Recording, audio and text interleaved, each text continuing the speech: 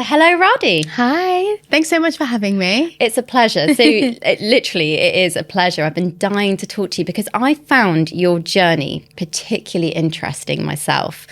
You know, coming from a dietetic background, moving into look at Ayurveda, which it's like 5,000 years old. It is. It's like the most ancient health science or health lifestyle to exist. Yeah.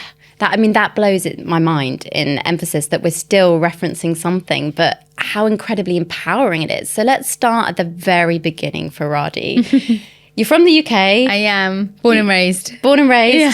Do you miss it? Do you prefer LA? I love London. I love the UK. It's where my family still is. It's where my roots are. So I will always have the most amount of love for it. I do enjoy living in LA. I love nature and being outside. And so it really gives the opportunity to do that. But London's home, you know? Yeah. Can't change that. Yeah, no, I get that feeling. You're so comfortable here. And I could tell by the fact that you've packed so much into your schedule while you're here. She knows her way around the tube. Let's just put it that way. So how on earth did you make the decision? Because dietetics, I feel, is a kind of world away from Ayurveda. What was the turning point where you were like, actually, I think I want to go and study this? Because you have a degree from the college in America, Ayurveda. I do, yeah.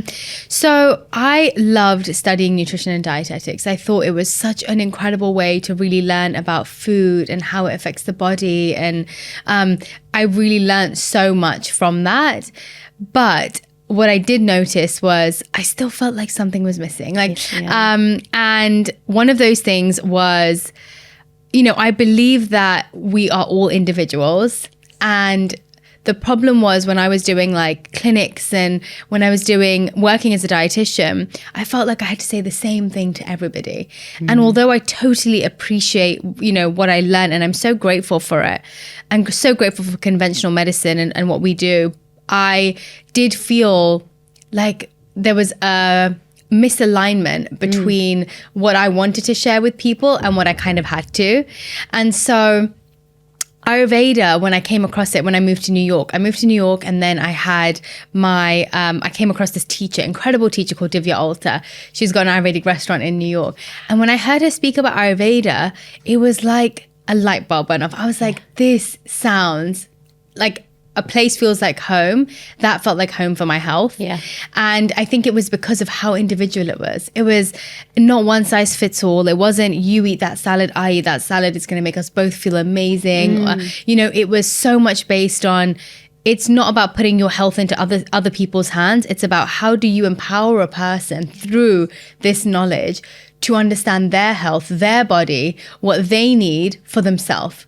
And I think that's where I started leaning more towards Ayurveda, because I didn't want to be the person somebody came to fix their problems. I wanted to be somebody who teaches them how to fix their problems themselves. Yeah. And I find Ayurveda is definitely that. Yeah. And so, yeah, so grateful to have come on that path through nutrition, but I feel like Ayurveda is definitely where my heart is. But it's made you who you are, and I feel having that grounding and that foundation and then being able to build on it with Ayurveda. Yes, exactly. Is the best way to do it. It really was. Yeah. It was. I think it all happened in the right order that it happened in. Yeah, I completely agree. I think it's given you such a, empathetic knowledge and an appreciation for different care systems around the world. Exactly. And was it around that time that you suddenly thought, plant-based eating is for me?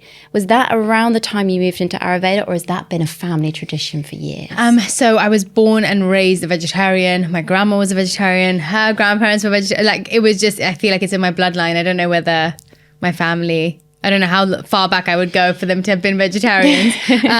So yes, I come from a vegetarian family, but so I was born and raised as a vegetarian. And then about 10 years ago, my sister read The Eating Animals by James Safran, and I loved everything that she did. And so I was like, you know what, she's vegan, I'm vegan now. And she was like, no, you need to figure out why are you doing this? Yeah. So then I read the book, and it was one of those things where you just can't really unhear or unlearn or ignore what I couldn't do it. I couldn't ignore what I had read. And so from that point, I started slowly weaning myself off different things. Mature cheddar cheese being the last one. Hardest thing to go, cheese. And British chocolate. That was really hard. Love Cadbury's. But eventually I just kept reminding myself, like my kind of mantra during that time, or the saying I kept telling myself was, another being's suffering is not worth my satisfaction. And I think that just really fueled everything for me then. And that from that point on, I never looked back. I never turned back. Even if I wanted like a cheesy pizza where you feel the cheese stringy and I was like, no, you know what? I don't really need that in my life right now. And so, and was that helped with your cooking? Because I think to make a change like that, it's a huge one, because the world around you, perhaps, your whole life hasn't been supportive of this system. And I do feel like it's only in the last perhaps decade where we've noticed more of an acceptance for different eating behaviors and ethical issues. And do you think that that's really been helped, I suppose, the fact that now you could have that pizza now? Let's be honest, there are some really good vegan pizzas with the stringy cheese. Definitely. There's so many options now. My goodness. Like when I first turned vegan, it was mainly my mum just experimenting in the kitchen, trying to make sure that we were getting, everything that we wanted to eat. She would find a way to make it happen. So I think she's a big part of why we were able to stay vegan, because she never let us feel like we were missing out on anything. Like she hadn't turned vegan herself at that point, but whenever we wanted anything, she'd find a way to figure it out and make it taste just as good. I also think, when you end up eliminating things from your life, you end up learning how to kind of compensate for it. And what I mean by that is adding flavor to food that you weren't used to adding. And growing up in an Indian family, you're so used to having spices and so much flavor throughout the food. And so that was kind of a benefit I felt I had growing up, where I already knew how to add in so much flavor to food without it feeling like it's compromised or missing anything. Which is one of the areas where a lot of people struggle in the Western world. We know the stat. I think you've probably heard it a million times. 60% of our diets are ultra-processed foods. And a lot of people don't grow up with a spice rack. They don't grow up with a fruit bowl. No, they don't. And without that access, how can you explore these flavors? And what I loved about your new book, you've got 125 recipes in it, is the fact that the creative, delicious flavors. I mean, I was looking at it thinking, oh my goodness, this is vibrant. It literally is joyful. It's about adding in. It is. And it's about adding in. And at the same time, it's about simplifying. Like, how do I listen to what my body needs and act according to that? Not listening to so many other people around me, but how can I start simplifying like the voices and the people and the the professionals, everything that I'm listening to externally. How can I simplify that to my own body and my own body's voice and hearing that? And I think Ayurveda really taught me about how important that is, to start listening to your own body and working from that, from a inside point of view versus outside coming in. Absolutely. And just for anyone listening, of course, if you are making dietary changes, just a little disclosure, just check, you're getting B12 and all the sorts of things. If you're making a drastic dietary change, things should be done slowly, right? Slowly and figuring out. That's also why I feel like I was able to make a sustainable change, because I didn't go, because I went from vegetarian to vegan, I didn't end up going towards the things that are substitutes. Exactly. And so I think that's where sometimes we can go wrong, because a lot of those things are not nutrient dense. And so actually, if you just stick with what nature provides, you can get everything that you possibly need. Yeah. Like when you have variety on your plate, that's exactly what will show you that you're getting enough variety of vitamins, minerals, and everything that your body needs. And so usually it's not about adding in supplements when you turn vegan. And it's like, no, how can I actually just buy and cook the foods that are colorful and that provide me with so many different things? What I'm hoping is that your book is going to help create a movement of people wanting to cook more, because I hope so. That is what we're missing. And I see it now as a mother with younger generations, and I see the skill of cooking slowly dying out. I know. And that is really scary. It is scary. It's scary for our guts. It's scary for children. It's scary for it's scary for so many reasons, because food is a way you can connect to your body. And so it's another avenue where people are disconnecting from their own bodies.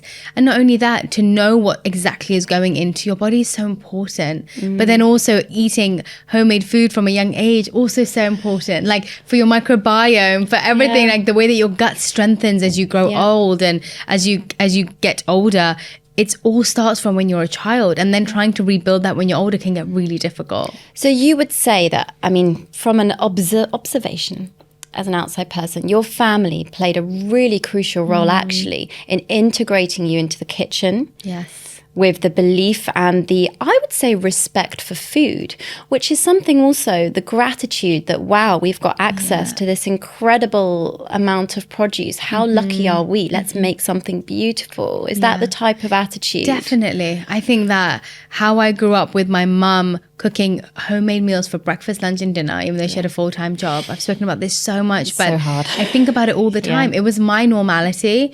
But I realized as I got older, it was not normality for so many people.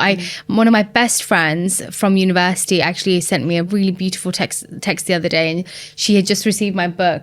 And she said, you know, I feel so happy looking at it. And it makes me feel nostalgic because I forgot how much of an impression it left me when my mum would cook homemade meals from home, and she would literally get it shipped to me in Nottingham when she couldn't drive across, like when we had exams and things. We all need your mum. Yeah, I know, all packed up like homemade food that she would send across. And she said that I didn't grow up with that, and that was the first time I felt love through food, and my connection to food became something of love. And I was like, that is so beautiful, because that's how I was so lucky, and I feel so grateful that I grew up that way. But people don't often have that, so you have to then create it for yourself. I find that very inspiring. That's the mother I want to be. I want to be that mum that sends food off to university. Goodness me. But it goes to show that, you know, things like you mentioned nutrient deficiencies.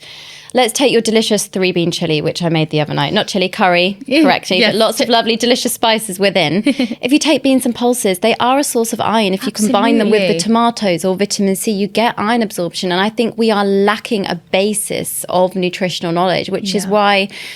I mean, I'd love to hear from you. Why do you think people in today's generation, I mean, you're obviously very well known, you've got your husband, you have your own brand, you're an entrepreneur as well. So you must see it. Why are people turning away from cooking and going towards fads and trends? I think it's because we're not taught the basics when we grow up. I really do. And I think fads also, it's because of who you admire and who you put a lot of your emphasis towards. And, you know, we end up believing a lot of what people say without evidence. And it's so interesting to me because I've been thinking about this a lot. You know, whenever I share things about spices or, you know, Ayurveda, where there are a lot of natural things I'm saying, like even adding spices to your water, I'll say stuff like that. I get messages that are like, where's the scientific evidence behind this? Where's all the studies?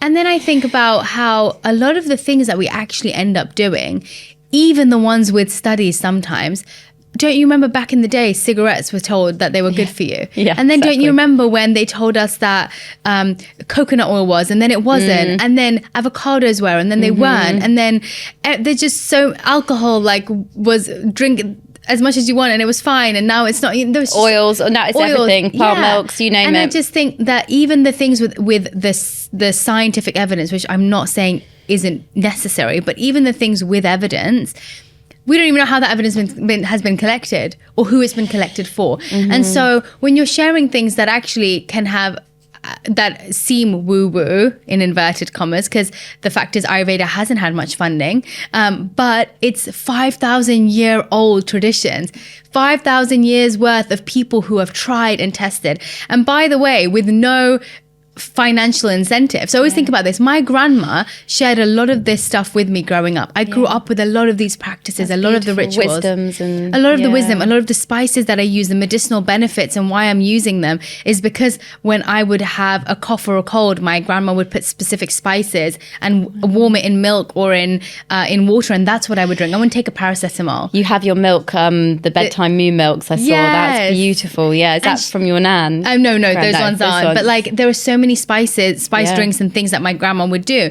She would share it as from generation to generation, not because she was a brand ambassador for it, but because she just knew that that's what was going to heal. So actually a lot of this this knowledge that has been passed down has the purest intention behind it. It's to heal their babies and their families. Like, what's purer than that? Of course, that's going to be something. If it didn't work, they wouldn't be sharing it and they wouldn't be using it.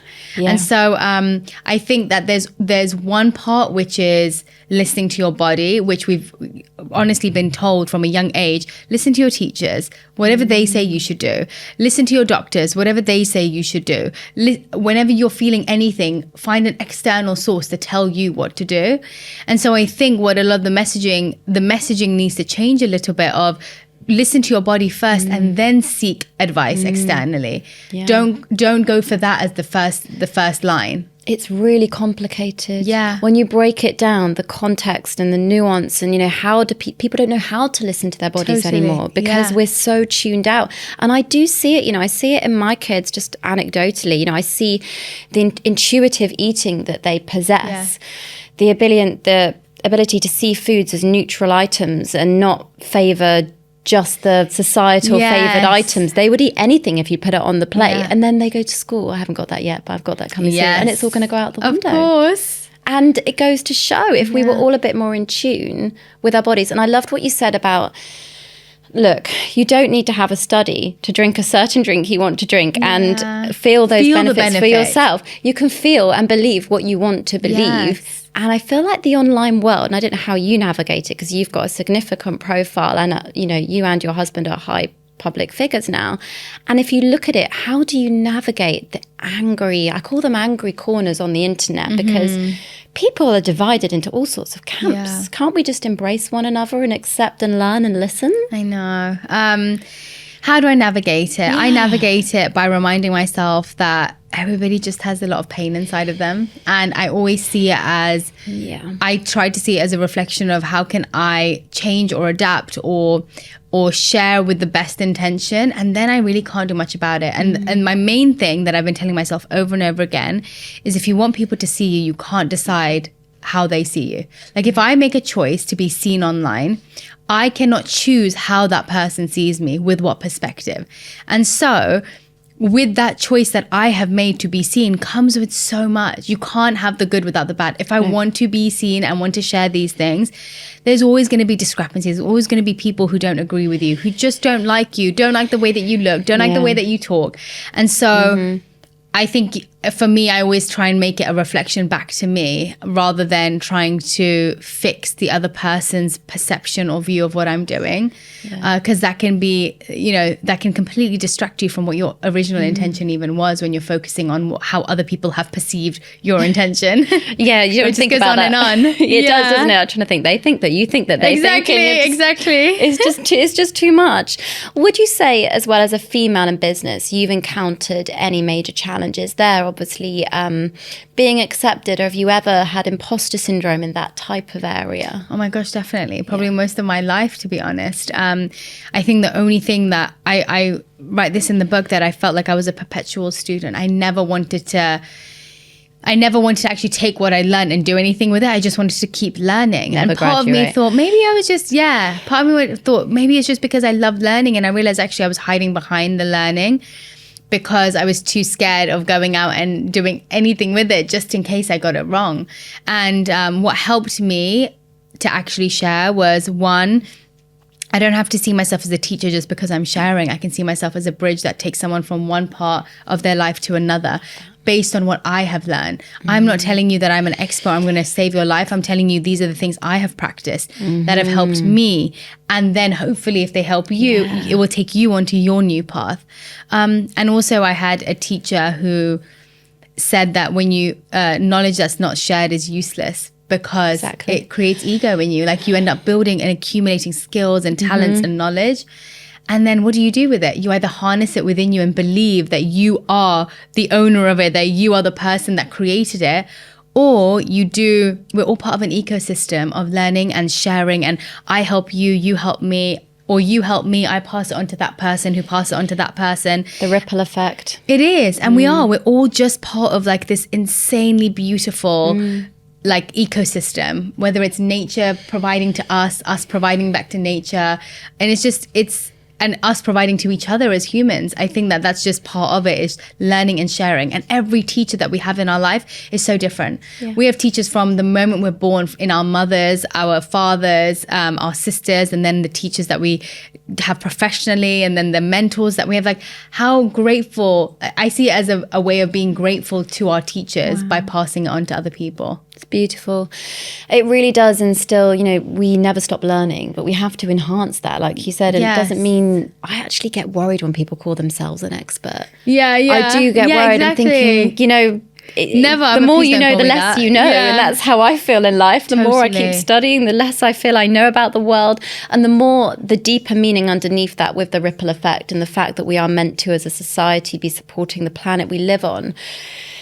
How do you manage, because I know you do a lot of charitable work as well, and how do you manage the pressures that you probably feel internally just as much as externally with supporting the world that we're given, when so many people just disrespect the world we are given?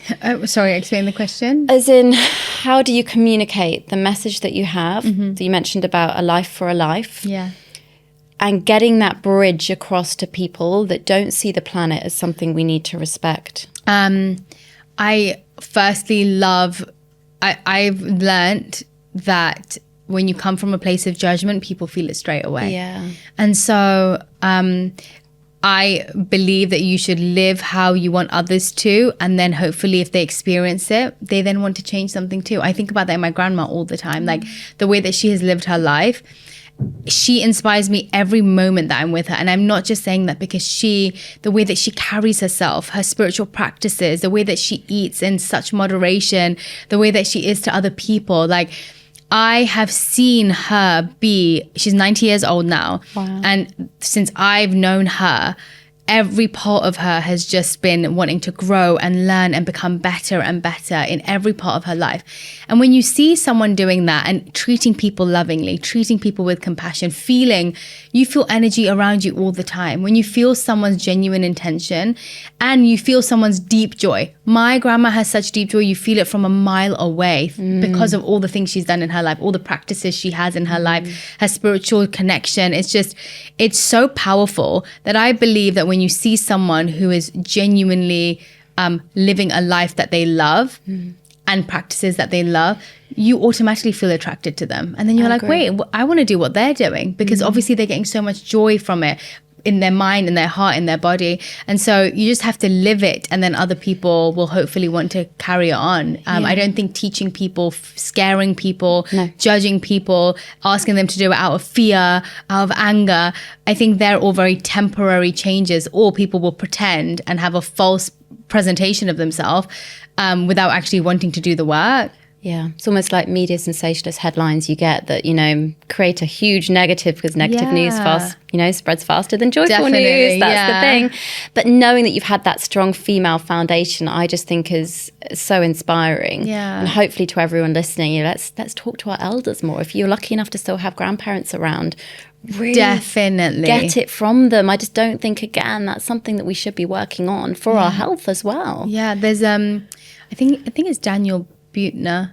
Yeah, with the blue yeah, zones. and one of the things that he was saying about the blue zones was the reason a lot of people live longer is because they remain integrated into society. So, for example, with a lot of the elderly in blue zones, they're not just told that to do nothing and just sit in their room and do nothing and be around no one.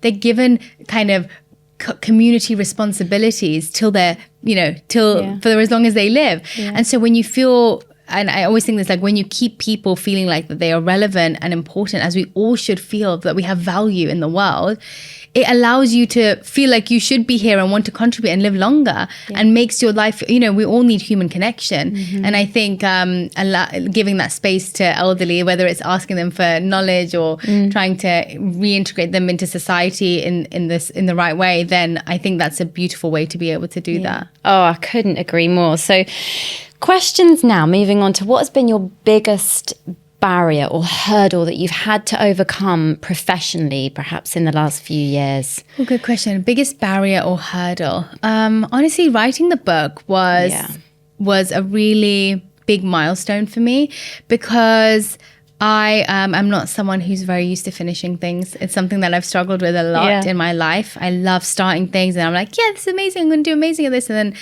I find something else new and shiny to do and I forget about the whole thing. I'm like, oh, damn it. Yeah. But the book was 3 years of commitment and work and growth and learning things that I'd never done before and experiencing all these new things that I'd never done. And so that for me had been a huge challenge to stick to something for 3 years and be committed to it without also worrying about, like, 3 years later, I'm like, oh, I would have changed this and I would have changed that. And there's a lot of thoughts that I had, but at the same time, I'm like, wow, I actually did this. I have this book in my hand that I created. Like, how special is this that I managed to complete this project? And so that was definitely a hurdle, but I feel like it made me feel so good about myself that I actually finished it. Yeah, it's empowering, right? Yeah, it really is. Gosh, this is my almost child here, my project. Yeah, exactly. I keep calling it an overbaked baby. I'm like, you need to get out now. Like, I'm ready. Off you go. Yeah, exactly. So back to the last question I probably have before we move on to questions from listeners would be, what were your favourite recipes in the book? And what was your favourite aspect of it in terms of writing joyful? So what I loved about when I first thought about writing joyful and when I was talking to my publishers about it, I said, I don't want it to just be a recipe book. That is something I don't want it to be. I love recipe books, but the book, I want it to be so much more than that.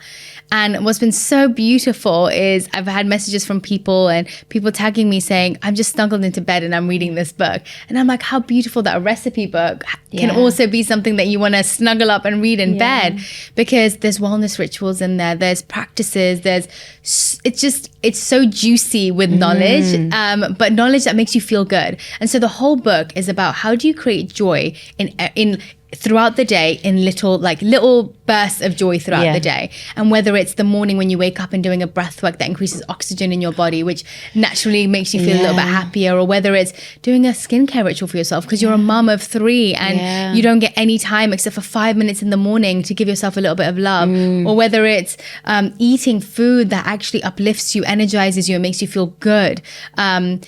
And food that tastes good and makes you feel good. Like, you don't have to compromise on taste just because you want food to make you feel good too. It's like the worst nutritional myth in the world. Yeah, exactly. If you're in a nutrition space or world, surely it's restriction. No, it's not. No, it's not at all. And so that is the thing I love about the book. And that is so much more than just food that makes you feel good. It's everything everything that has made my life a bit more joyful and managed to fit into that book. So if you could teach me one ritual now. Oh, yeah. Am I going to breathe? What would it be? Because I was looking through the beginning of the book and you set out some nice morning routines and things. So what would be the one for me, hands down, I'm going to give you 2, but the number 1 is breathwork. Breathwork has absolutely changed my entire life because there is breathwork that can calm you for anxiety. Like, I use it whenever I'm walking into rooms where I don't know people. I use it whenever I'm coming on podcasts. I use breath to energize me in the afternoon. You know when you get that afternoon slump and you need a bit of energy, there's breath work for that. When you need to wind down in the evening, there's breath work for that. When you need extreme energy, there's breath work for that. Like, there's a different breath work for everything. And so I would say the best breath work is taking a big yogic breath, it's called, and it's just breathing.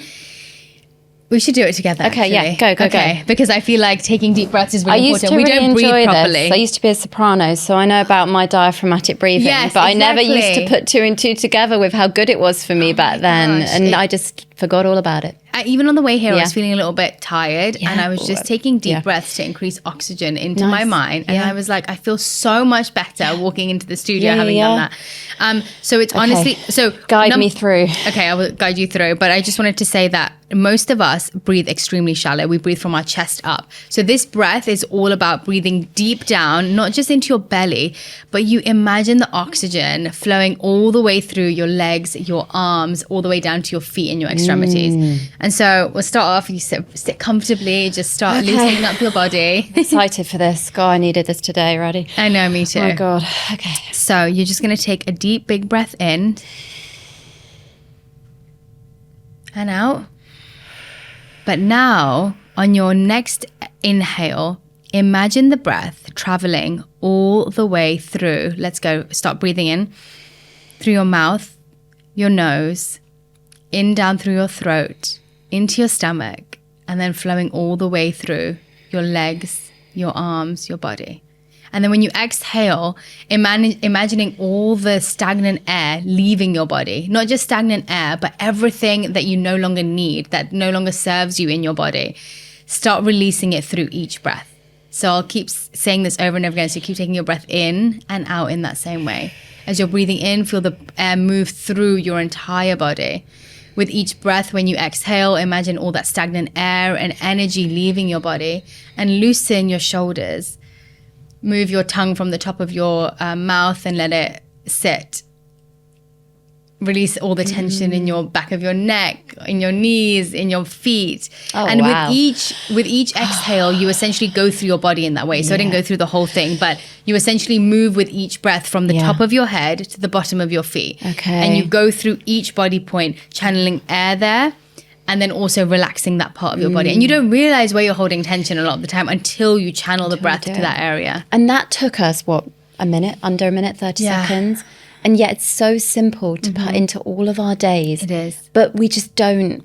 I needed you today, for instance. Yeah, I to know I remind should you. be diving. I know that my I do the parasympathetic nervous system is going to thank me for doing that. But by visualizing's powerful. It really is. When you said, imagine your legs, imagine stagnant air, I literally was like, yes, get rid of this stagnant air. Especially on the exhale, like exhale loudly, like take it all out, because there's so much stagnant air that sits at the bottom of our lungs too. So getting that out just so that all the freshness can come in. Beautiful, beautiful. Oh, right. let me tell you the second one. Please is do. quickly. Give me a second one. This is an Ayurvedic ritual which Okay. is very common in Eastern culture, but not in Western culture. Using a tongue scraper. Okay, everyone needs to use a tongue scraper. Okay, I saw this. Yes. I saw this. I'm interested in oral microbiome and tongue scrapers. Tell me. Yes. This is fascinating. Well, okay, so you don't have to scrape hard. You don't take everything off your tongue. Like, that's not the goal of it. The goal is to basically remove all the bacteria that accumulates overnight, because overnight is when our body does a lot of the cleaning. Yeah. We shed skin cells overnight. You shed Quite a skin lot of cells it. externally, Yeah. but internally is when the mechanisms for cleaning up start and happen.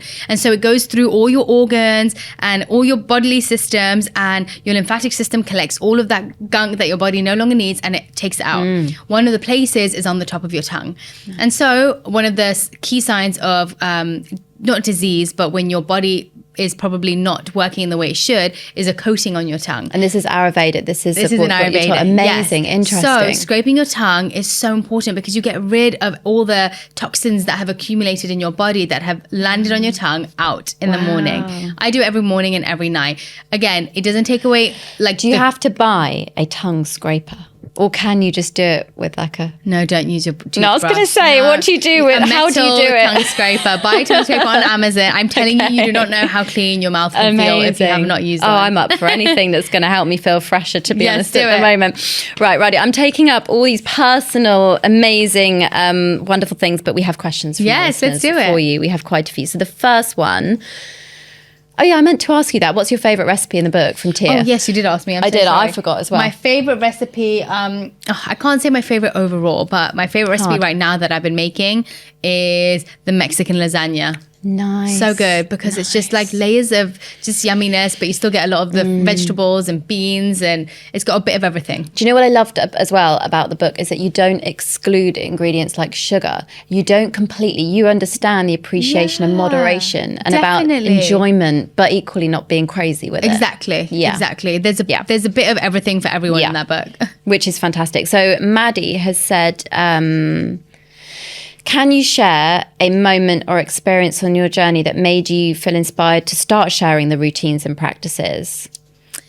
So what gave you the confidence, I suppose, to start honestly, saying... everything that we've talked about so far. Like having all these wonderful women in my life, all the teachers that I've had in my life. I don't want to repeat myself. So I would say it's everything that we've already spoken about. Amazing. And then Millie, this is a good question. I'm not the best cook. I want to learn. Is your book good for beginners? Oh, yeah. I would say that it's got lots of 30-minute recipes, but then it's also got those recipes where if you want to spend a bit more time in the kitchen and you want to make a baklava cheesecake that maybe takes, an hour instead of 30 minutes, or you feel like making a 3-course meal, then there's so many different add-ons that you can add into each dish to make it a little bit fancier. Yeah. But also things you can take away to make it a little bit faster. Exactly. And what's the phrase? You with cooking, it's if you don't start, you're never going to start either. No, and exactly. Cook twice. Cook once for two. What's the phrase? There's a phrase. Oh, I don't know this cook one. once. It means you'll have like 4 portions. All you have to do is cook once. Cook once. Oh, yeah, exactly. Why can't I think of the phrase? Oh my goodness. Someone listening knows. You know Someone will know. Sleep deprivation is not good for my brain.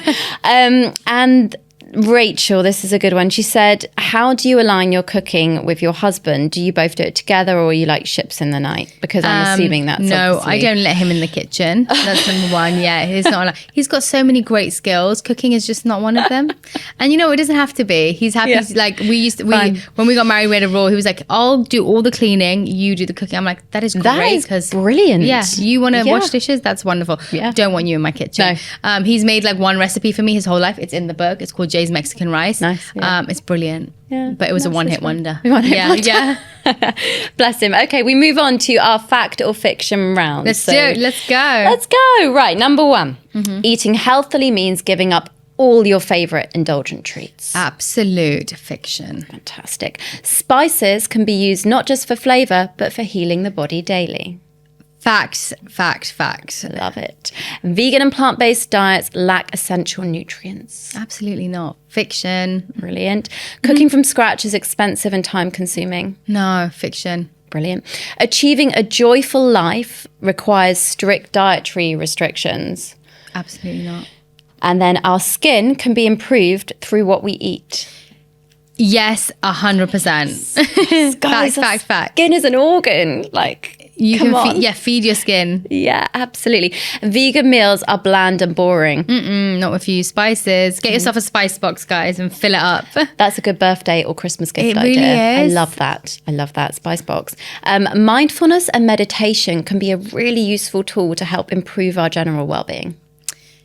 Fact. Yeah. What we eat can have a really good effect on our hair and our nails. Yes. I noticed such a big difference when, what I'm eating, but also what you're putting onto your hair and your and your skin, because it's like you said, it's an organ. It actually goes into our body. It seeps through into our body. So being mindful of what you're eating, but then also what you're putting on top of it. I could not agree with that more. And guys, you have to really check the products. But that's the end of the fact or fiction round. That was really good. That was really good. Before I go off on a tangent, but you don't know. For instance, I think the beauty world, I'm not an expert in this at all, but things say sometimes they're cruelty-free. It doesn't mean necessarily they are. You have to do so much detective work these days to get to the bottom of what you're actually putting on your skin. Yeah, you really do. So that does wrap up today's episode, but we do always finish with a food for thought. So a nice take-home message. And I think I'll start just by saying it's about time that we had another incredible female powerhouse like Radhi with a book like this. And it's also about time that women in business start to thrive more. And I know that's something you believe in, but equally listening to your body is a message I really got from this conversation today. And appreciating and respecting yourself enough to just give yourself a minute to check in. I'm going to try really hard, my take home, to do my breath work. I know better. I should know better. Do I do it every day? No. And now I'm going to. Radhi, what would be your take home food for thought message for all of our listeners? Mine would be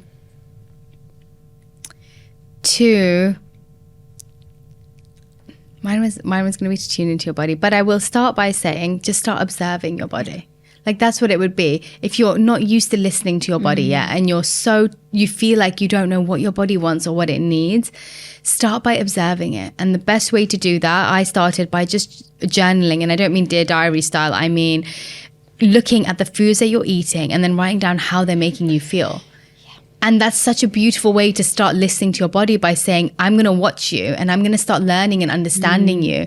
And I'm going to do that by basically being a little, you should be your own little guinea pig, basically. Start really looking at what makes you feel good, what tastes good to you, what makes your body feel uplifted and happy, and what doesn't, and what depletes you. And so simply starting that way can really change your perspective on your body and what you're eating. Yeah, that's beautiful. Food is interlinked with how we feel, how we think, what we do. I think that's just a fantastic message. So everybody, to find out more about this incredible female powerhouse, where do they go? I mean, I'm sure you're a Sunday Times bestseller now. Congratulations. Thank you so much. And New York. So where can we go to find out more? Radhi Devlukia on Instagram, and you can buy my book at joyfulbook.com. Amazing. Radhi, thank you for coming on the podcast. Thank you. So lovely.